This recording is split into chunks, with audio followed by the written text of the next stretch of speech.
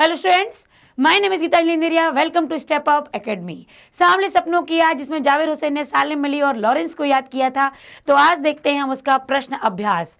और प्रश्न अभ्यास में पहला प्रश्न है, किस घटना ने सालिम अली के जीवन की दिशा को बदल दिया और उन्हें पक्षी प्रेमी बना दिया? तो बचपन में जब एयर गन के द्वारा सालिम अली के हाथ से गौरैया पर निशाना साधा गया तो गौरैया को जो चोट लगी थी उस कारण से उनका हृदय द्रवित हुआ था और तभी से वो पक्षी प्रेमी हो गए। लेखक ने अपनी एयर गन से एक अप्रतिम सुंदर गौरैया पर निशाना लगाया। वह घायल होकर जमीन पर गिर पड़ी। घायल गौरैया को देखकर वह इतने द्रवित हुए, इतने रोए कि उनके जीवन की दिशा ही बदल गई। उन्होंने अपना सारा जीवन पक्षियों के बारे में जानकारी एकत्रित करने और पक्षी जगत की सेवा में ही समर्पित कर दिया। सालिम अली ने पूर्व प्रधानमंत्री के सामने पर्यावरण से संबंधित किन संभावित खतरों का चित्र खींचा होगा कि जिससे उनकी आंखें नम हो गई? तो उन्होंने बताया होगा कि पर्यावरण के लेखक ने पूर्व प्रधानमंत्री चौधरी चरण सिंह से वृक्षों की कटाई के विषय में कहा होगा, क्योंकि वृक्षों के कटने से साइलेंट वैली का क्षेत्र रेगिस्तानी हवाओं के झोंकों का शिकार हो जाता है, जिससे वातावरण में अचानक आए परिवर्तन से पक्षी जगत प्रभावशील हो जाता, मतलब प्रभावित होता है और इस वैली को छोड़कर वो जाने लगते हैं। सालिम अली ने पक्षी जगत की बेचैनी को भी उजागर किया होगा। ये सभी बातें उनके सामने रखी होंगी जिन्होंने एहसास हुआ होगा कि वाकई वृक्षों के कटने से हमारे इन पक्षियों पर इतना प्रभाव पड़ता है।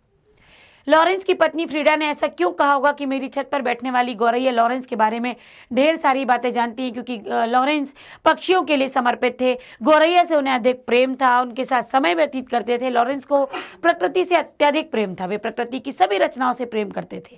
उनका प्रकृति से गहरा नाता था। स्वाभाविक है, प्रकृति प्रेमी व्यक्ति लॉरेंस, उस गौरैया का भी उनसे गहरा नाता जुड़ गया होगा, जो रोज छत पर बैठकर लॉरेंस और उनकी पत्नी को देखा करती थी। यही कारण है कि लॉरेंस की पत्नी फ्रीडा ने उक्त कथन कहा। आशा स्पष्ट कीजिए, वो लॉरेंस की तरह नैसर्गिक जिंदगी का प्रतिरूप बन गए थे। तो जिस प्रकार लॉरेंस का हृदय खुला और जीवन सीधा साधा था, प्रकृति के प्रति उनके मन में जिज्ञासा थी, सालिम अली का व्यक्तित्व भी ठीक वैसा ही था। लॉरेंस की तरह ये प्रकृति प्रेमी, सुलझे और सरल स्वभाव के थे। कोई अपने जिस्म की हरारत और दिल की धड़कन देकर भी उसे लौटाना चाहे, तब भी वह पक्षी अपने सपनों के गीत दोबारा कैसे गा सकेगा? तो जो व्यक्ति, जो पक्षी, जो जीव इस दुनिया से चला गया है, उसे कोई वापस नहीं ला सकता, कोई उसमें जान नहीं फूंक सकता। लेखक यहाँ कहना चाहते हैं कि मृत व्यक्ति को आप किसी भी प्रकार की क्रियाओं से जीवित नहीं कर सकते। कोई उसे अपनी धड़कन देकर भी जीवित नहीं कर सकता। कोई भी उसे जीवित करना चाहे भी, तब भी वह ऐसा नहीं कर पाएगा। अर्थात जो चला गया है वो सपनों में भी जीवित नहीं रह पाता। सालिम अली प्रकृति की दुनिया में एक टापू बनने की बजाय अथाह सागर बनकर उभरे।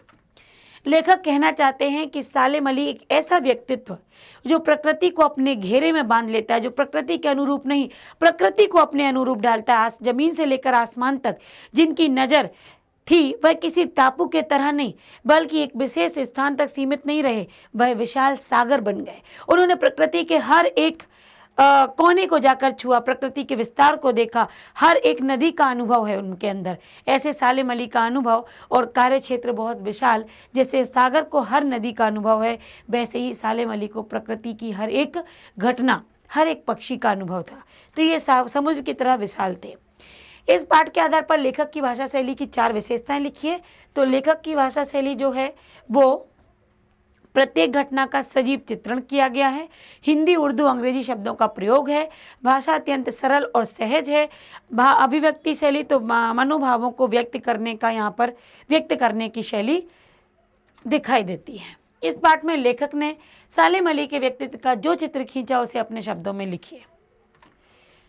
सालिम अली प्रकृति प्रेमी थे। प्रकृति और प्रकृति जीव, मुख्यतः पक्षियों में उनका अटूट प्रेम था। जमीन से लेकर आसमान तक के पक्षी और प्रकृति के बारे में जानने के लिए वो जिज्ञासु, इच्छुक रहते थे।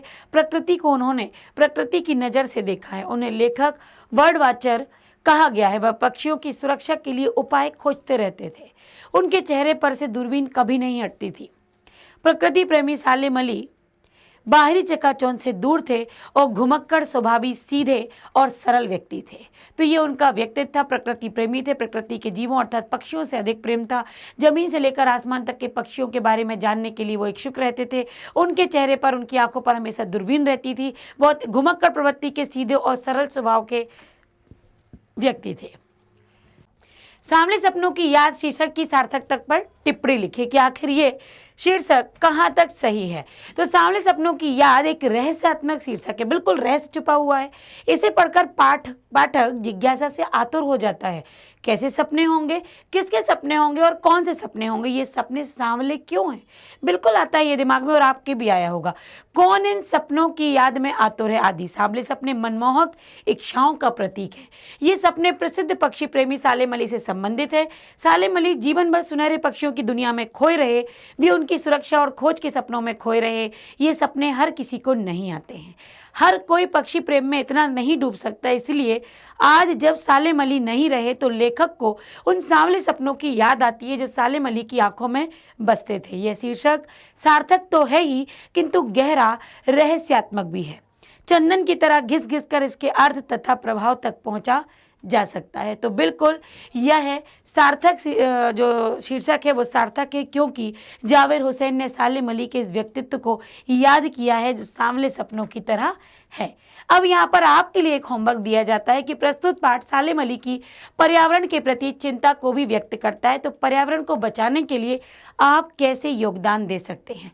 ये पर्यावरण जो प्रदूषित हो रहा है, पर्यावरण में जो आज तकनीकी विकास हो रहा है, आज आप 3G 4G 5G चला रहे हैं, इससे पक्षियों को क्या नुकसान होता है, ये मैं आपके लिए छोड़ती हूँ, क्योंकि सबसे ज़्यादा इस्तेमाल आप ही तो कर रहे हैं। ये आपके लिए है बच्चों कि आप बताएं कि ये सभी के प्रयोग से आज पर्यावरण को जो हानि हो रही है और पर्यावरण की हानि से पक्षियों को कितनी हानि हो रही है, ये आंसर आप मुझे देंगे कमेंट बॉक्स में। तो ये प्रश्न का उत्तर आपके लिए है। ध्यान से सुनिए, पढ़िए, समझिए और फिर इसका उत्तर भी दीजिए। तो अगले वीडियो में यदि आपका उत्तर आ जाता है तो मैं बताऊंगी कि किस किस का उत्तर क्या क्या रहा। तो इसके उत्तर के लिए आप मुझसे